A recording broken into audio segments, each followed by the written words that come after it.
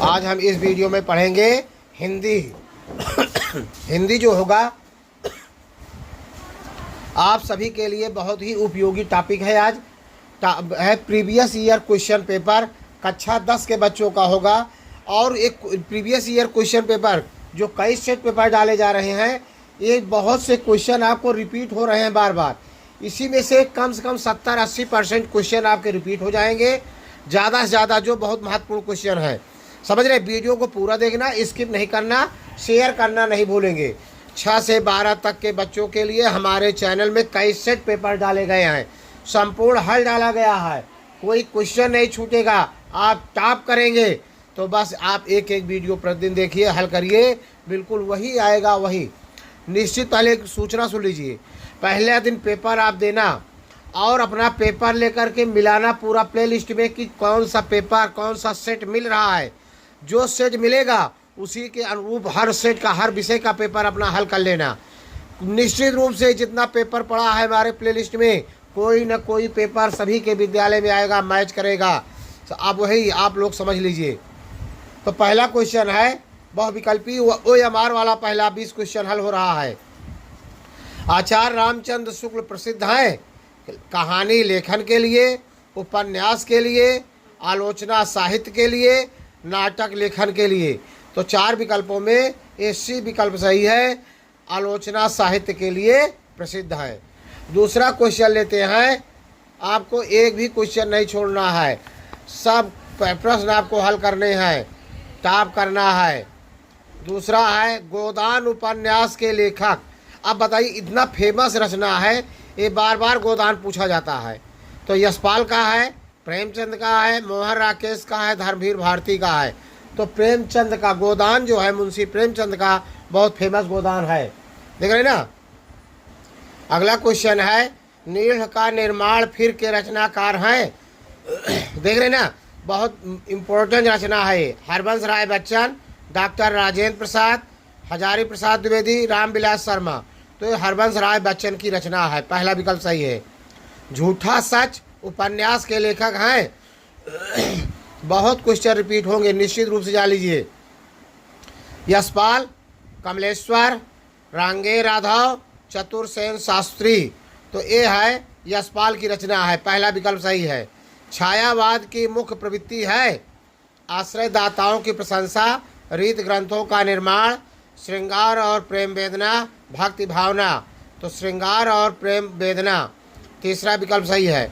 कलम का सिपाही जीवनी है जयशंकर प्रसाद की, प्रेमचंद की, मोहन राकेश की, आचार्य रामचंद्र शुक्ल की। तो दूसरा विकल्प सही है, प्रेमचंद की। घनानंद किस काव्यधारा के कवि हैं?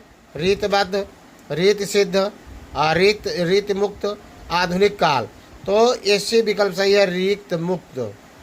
हंस पत्रिका के संपादक हैं मोहन राकेश, दूसरा है प्रेमचंद, तीसरा है धर्मवीर भारती, चतुर्थ है गुलाब राय। तो दूसरा विकल्प सही है, प्रेमचंद। जहाज का पंचीकृत की विधा है नाटक, कहानी, उपन्यास, निबंध संग्रह। तो तीसरा विकल्प सही है, उपन्यास। तार सप्तक का प्रकाशन वर्ष है, तार सप्तक का प्रकाशन वर्ष है 1942 ईस्वी, 1953 ईस्वी, 1943 ईस्वी, 1940 ईस्वी। तो 1943 है। निर्वेद अस्थाई भाव है, निर्वेद हास्य रस का, करुण रस का, शांत रस का, चौथा है अद्भुत रस का। तो इसका विकल्प होगा शांत रस का। तीसरा C विकल्प सही है, 11 का C विकल्प सही है। देख रहे हैं ना। पीपर पात सरिस मंडोला में अलंकार है, आपको पता होना चाहिए, तुलना किया जा रहा है। श्लेष है उपमा, उत्प्रेक्षा, रूपक। तो यहाँ उपमा अलंकार है, उपमा। पीपर पात सरिस मन ढोला, मतलब पीपर का पत्ता मन की तरह डोल रहा है। तो अगला है रोला छंद में कुल चरण होते हैं 2, 4, 3, 5, 4 चरण होते हैं, B विकल्प सही है। अगला है आगमन में किस उपसर्ग का प्रयोग हुआ है? पहला है B, दूसरा है अक, तीसरा है मान, चौथा है आ। तो इसमें देखिए आगमन में उपसर्ग लगा है आ, चौथा विकल्प से बड़ा आ लगा है। गमन मेन शब्द है, मुख्य शब्द, आ जुड़ जाने से आगमन गमन का विलोम हो जाता है। आगमन माने आने का, तो आ उपसर्ग लगा है। अगला देखते हैं क्वेश्चन। वीडियो को पूरा देखना है, स्किप नहीं करना है। भलाई में प्रत्यय है। भलाई देखिए, भला शब्द से भलाई बना है, तो बी विसर्ग है, प्रत्यय है इसमें। बी ई प्रत्यय लगा हुआ, बी विकल्प सही है, ई प्रत्यय लगा हुआ है। देख रहे हैं। नीलांबर में कौन सा समास है? नीलांबर, नीला अंबर या ससाह, जिसका वस्त्र नीला है। एक तो होता है बहुब्रीहि भी होता है, लेकिन कर्मधारय ज़्यादा सही है, कर्मधारय लगाइए। फिर 17वां क्वेश्चन है कर्मधार, देखिए 16वां में कर्मधारय। अगला है आम का तत्सम है। आम्ब, आम्र, अम्ब, अम्ब, तो बी विकल्प सही है, आम्र।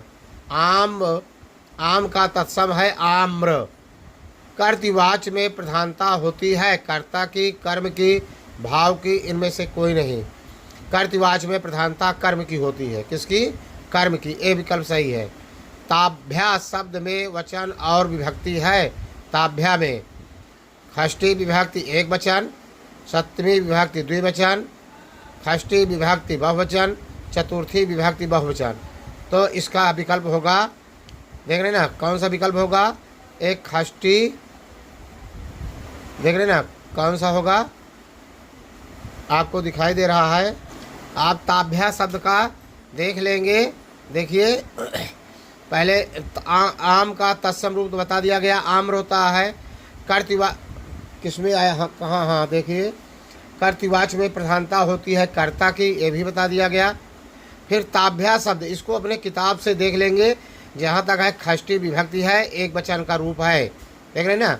फिर है निम्नलिखित में सर्वनाम है काला, घोड़ा, वह और लड़का, तो सर्वनाम है लड़का, सी विकल्प सही है, लड़का।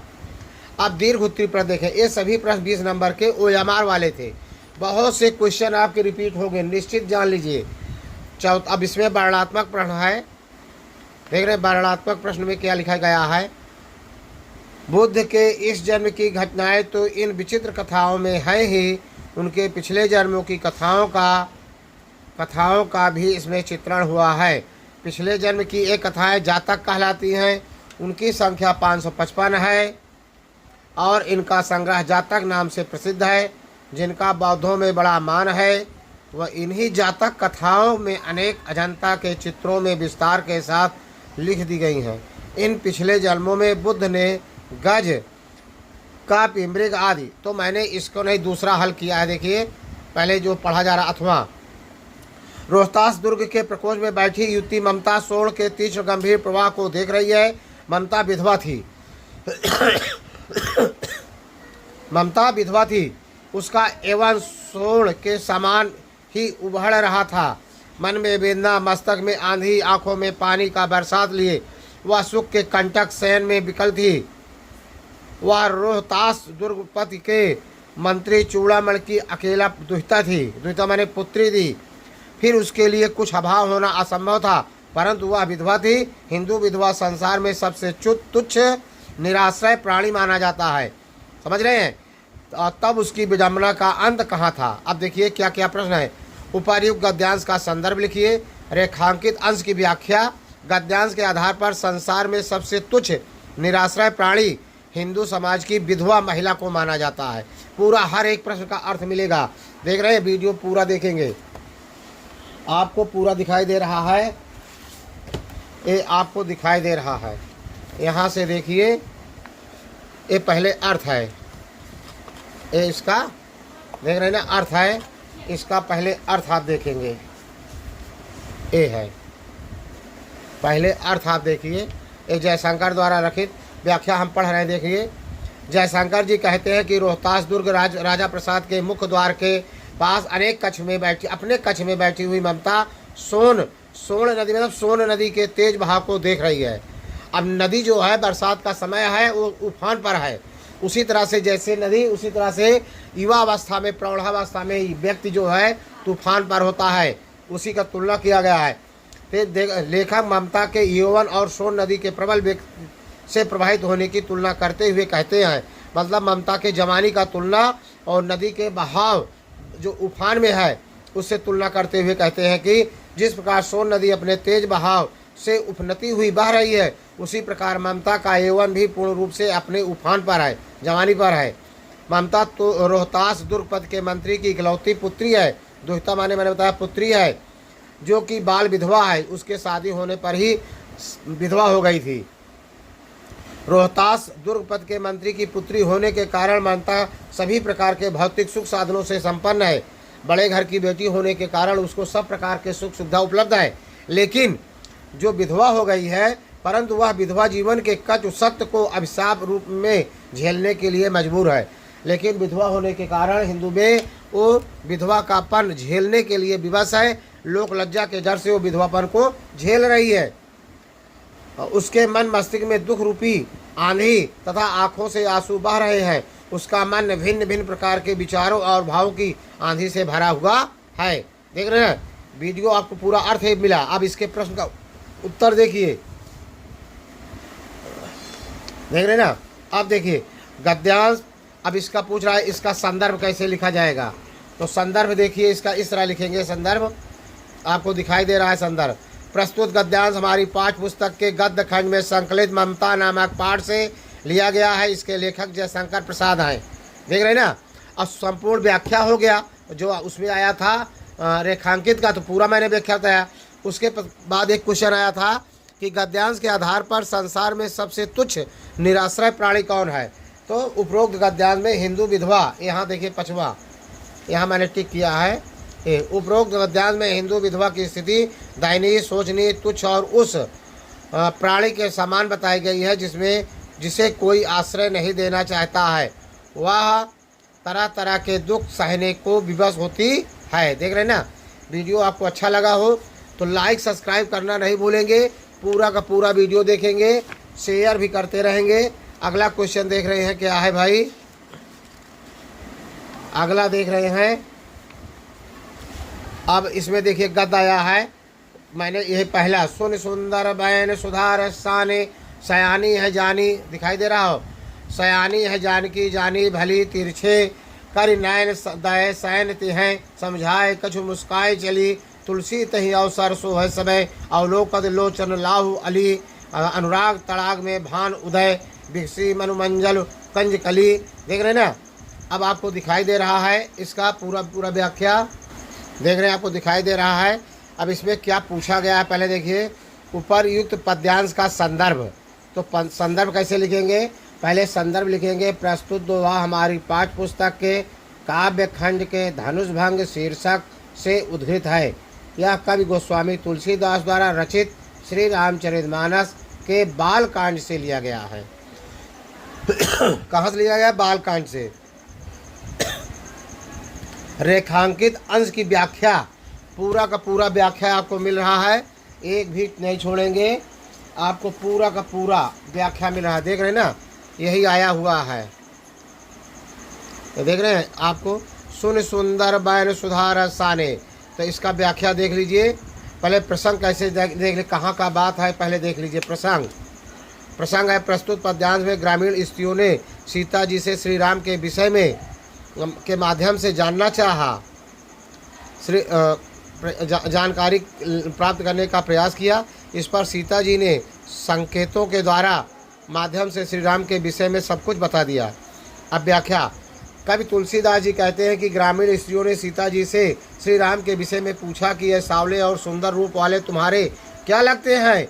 उनकी यह अमृत रूपी मधुर वाणी सुनकर सीता जी समझ गई कि ये स्त्रियां बहुत चतुर हैं। वह उनके मनोभावों को समझ गई कि ये प्रभु श्री राम के साथ मेरा संबंध जानना चाहती हैं। तब सीता जी ने उनके प्रश्न का उत्तर अपनी मुस्कुराहट तथा संकेत भरी दृष्टि से ही दे दिया। उन्होंने अपनी मर्यादा का पूर्ण रूप से पालन किया। उन्होंने संकेत द्वारा ही समझा दिया कि ये मेरे पति हैं, और अपने नेत्रों को तिरछा करके मुस्कुराती हुई आगे बढ़ गई, अर्थात उन्हें कुछ कहने की आवश्यकता ही नहीं पड़ी। तुलसीदास जी कहते हैं कि उस समय स्त्रियां श्री राम की सुंदरता को एकटक देखती हुई अपने नेत्रों को आनंद प्रदान करने लगी, अर्थात उनके सौंदर्य को देखकर अपने जीवन को धन्य मानने लगी। उस समय ऐसा प्रतीत हो रहा था मानो प्रेम के सरोवर में राम रूपी सूर्य उदित हो रहा गया है, और उन ग्रामीण स्त्रियों के नेत्र रूपी कमल की सुंदरता कलियां खिल गई है, खिल गई हो, अर्थात उनके नेत्रों ने अपने जीवन को सफल बना लिया है। अब इसमें अलंकार देख लीजिए, कौन सा अलंकार है यहाँ पूछा गया है। अलंकार देखिए, पहले यहाँ पर अलंकार कौन सा पूछा गया है, रेखांकित हो गया। यहाँ पूछा गया है अलंकार, देखिए कह रहा है कि अनुराग तड़ाग में रूपक अलंकार है, तथा मनु मंजुल कंज कली में कौन सा अनुप्रास अलंकार है। देख रहे हैं ना, अनुप्रास, यहाँ पर अनुप्रास अलंकार या पूरा दिया गया है, और रूपक अलंकार उत्प्रेक्षा मन मंजुल कंज कली में देख रहे हैं ना, अनुप्रास उत्प्रेक्षा ये सब पूरा बताया गया है। देख रहे हैं ना, उत्प्रेक्षा अलंकार है इसमें, देख रहे हैं ना। तो अगला क्वेश्चन लेते हैं, क्या है भाई, वीडियो को पूरा देखना है, स्किप नहीं करना है, शेयर करना नहीं भूलेंगे इसमें आपको। उसके बाद है तीसरा क्वेश्चन। तीसरा क्वेश्चन देखिए क्या आया है, प्रस्तुत गद्यांश में किसके प्रेम पर प्राण न्यौछावर करने की बात कही गई है। ये नहीं, तीसरा देखिए, वाराणस्याम प्राचीन काल देव गेहे गेहे विद्या दिव्यम ज्योति धुतते। ये कई बार पूछा जा रहा है, ये कई बार आया हुआ है, ये बिल्कुल क्वेश्चन रिपीट हो रहे हैं। देख रहे हैं ना, वाराणसी प्राचीन काल से ही घर घर में विद्या की ज्योत जला रही है। अधुना अभी आज भी अत्र संस्कृत बागधारा सत्तम प्रभाती, आज भी यहाँ संस्कृत की बागधारा मतलब भाषा यहाँ लगातार बह रही है। देख रहे हैं, अधुना अभी संस्कृत सत्तम प्रभाती जना नाम ज्ञानस्य वर्धयति, और लोगों के ज्ञान को बढ़ाती है। अत्र अनेके आचार्य मूर्धन्या विद्वान वैदिक अध्ययने अध्यापने च इदानीं निरता। देख रहे हैं ना, जना नाम ज्ञानवर्धयति, अत्र अनेके आचार्य, यहाँ अनेक आचार्य मूर्धन्य विद्वान वैदिक अध्ययन के लिए, वैदिक वाङ्मय वैदिक साहित्य का अध्ययन करने के लिए यहाँ लगे रहते हैं या लगे हुए हैं। न केवलम भारतीय, केवल भारतीय ही नहीं, अपितु वैदेशिका गिरवाण वाग्या, विदेशी लोग भी संस्कृत का अध्ययन करने के लिए अध्यापने च इदानीं निरता लगे हुए हैं। न केवल यहाँ पढ़ने के लिए, न केवल भारतीय अपितु विदेशी लोग भी संस्कृत साहित्य को पढ़ने के लिए यहाँ आते हैं। निःशुल्कम च विद्याम गृह्णन्ति, निःशुल्क विद्या ग्रहण करते हैं। अत्र हिंदू विश्वविद्यालय, यहाँ हिंदू विश्वविद्यालय संस्कृत भाषा अध्ययन के लिए। काशी विद्यापीठम इतते, काशी विद्यापीठ इतते त्रयः, मतलब हिंदू विश्वविद्यालय, संस्कृत विश्वविद्यालय, काशी विद्यापीठ नामक 3 यहाँ विश्वविद्यालय हैं। येषु नवीनानाम प्राचीनास्य ज्ञान विज्ञान, या नवीन प्राचीन ज्ञान विज्ञान के अध्ययन के लिए प्रचलित है। देखिए चौथा, इसके बाद आया था विश्व स्रष्टा, इसका नहीं करना, 2 में 1 करना है। दिए गए संस्कृत पद्यांश में किसी एक का संदर्भ सहित प्रस्तुत पद्यांश हमारी पाठ्य पुस्तक हिंदी के संस्कृत खंड के से लिया गया है। किस पाठ से पाठ का नाम लिख देंगे, देख रहे हैं ना। इसके पहले वाला संस्कृत से वाराणसी नमक पाठ से लिया गया था। बंधनम मरणम वापि जयो वापि पराजया, उभय सत्र समो वीरा, वीर भाव ही वीरता। अगला देखते हैं क्या आया है, देख रहे हैं ना। अब देखिए अगला, कई बार ये प्रश्न रिपीट हो रहा है, मतलब युधिष्ठिर यक्ष के द्वारा पूछे गए प्रश्नों का उत्तर देते हैं। सार्था प्रवस्तो मित्रम भार्या मित्रम गृहे सता, आतुरस भिंग मित्रम दानम मित्रम मरिष्यता। मतलब यक्ष ने पूछा था प्रश्न, उसका उसी का उत्तर दे रहे हैं। सार्था प्रवस्तो मित्रम, जो प्रवास करते समय विदेश में जो आपके साथ रहते हैं वही आपके मित्र हैं। सार्था मतलब कारवां, विदेश में एक प्रकार से कारवां जो आपके साथ जाते हैं, प्रवसो विदेश, वही आपके मित्र हैं। आपके साथ साथ जो परदेश या विदेश जाते हैं वही आपके मित्र हैं। भार्या मित्रम गृहे सता, जो घर में रहते हैं उनका मित्र उनकी पत्नी होती है। आतुरस भिंग मित्रम, और रोगी का मित्र वैद्य होता है, और रोगी का मित्र वैद्य होता है। आतुरस भिंग मित्रम दानम मित्रम मरिष्यता, और मरने के बाद व्यक्ति का मित्र दान होता है, जो दान दिए रहते हैं वही उनका मित्र होता है। देख रहे हैं ना। अगला है खंड काव्य से कोई एक प्रश्न का उत्तर खंड काव्य से पंडित जवाहरलाल नेहरू का मैंने कई हिंदी का पेपर डाला है, उसमें आपको मिल जाएंगे संपूर्ण। बहुत से क्वेश्चन रिपीट होंगे, निश्चित मान लीजिए रिपीट होगा, कोई क्वेश्चन आपका नहीं छूटेगा। लेखक का जीवन परिचय आया है किसी एक का, जहाँ जयशंकर प्रसाद, जहाँ आचार्य रामचंद्र शुक्ल, जहाँ डॉक्टर भगवत शरण उपाध्याय आपकी किताब मिल जाएंगे। पद्य में भी रचना आया कालिदास, महाकवि का सूरदास, सुमित्रानंदन पर बिहारी लाल। फिर उसके बाद किसी एक श्लोक का जो इस प्रश्न पत्र में नया है लिखना है। 8वां प्रश्नोत्तर है संस्कृत का, अनिवार्य संस्कृत का। गृहे सतम मित्रम की, घर में रहने वालों का मित्र कौन होता है, देखिए भी पढ़ा आपने। गृहे सता मित्रम भार्या, घर में रहने वालों की मित्र पत्नी होती है। चंद्रशेखरा स्वगृहम किमवद अवदत्, चंद्रशेखर ने अपना घर क्या बताया। चंद्रशेखरा स्वगृहम कारागारा अवदत्, अपना घर जेल बताया था। उसके बाद देखते हैं क्या कौन से क्वेश्चन है। एक भी क्वेश्चन नहीं छूटना चाहिए, पूरा का पूरा हल करना है। बस दो करना था। प्रहेलिकाया उत्तरम किमासीत, प्रहेलिकाया उत्तरम पत्रम आसीत, वाराणसी के शाम संगम स्थली। देख रहे हैं, मैं किसी एक विषय पर निबंध, पर्यावरण संरक्षण के उपाय, साहित्य समाज, मेरी प्रिय पुस्तक, नारी सशक्तिकरण, विज्ञान की उपयोगिता। अपनी विशेष रुचियों का उल्लेख करते हुए अपने मित्र को एक पत्र लिखिए। बहुत सर इजी आया है, देख रहे हैं। अथवा रेलवे प्रबंधक को एक शिकायती पत्र लिखिए जिसमें टिकट निरीक्षक द्वारा किए गए कार्यों व्यवहारों का उल्लेख कीजिए। वीडियो आपको अच्छा लगा हो तो लाइक सब्सक्राइब शेयर खूब करना, ज़्यादा से ज़्यादा वीडियो को शेयर करना ताकि अन्य बच्चे भी इसका लाभ उठा सकें। जय हिंद, जय भारत।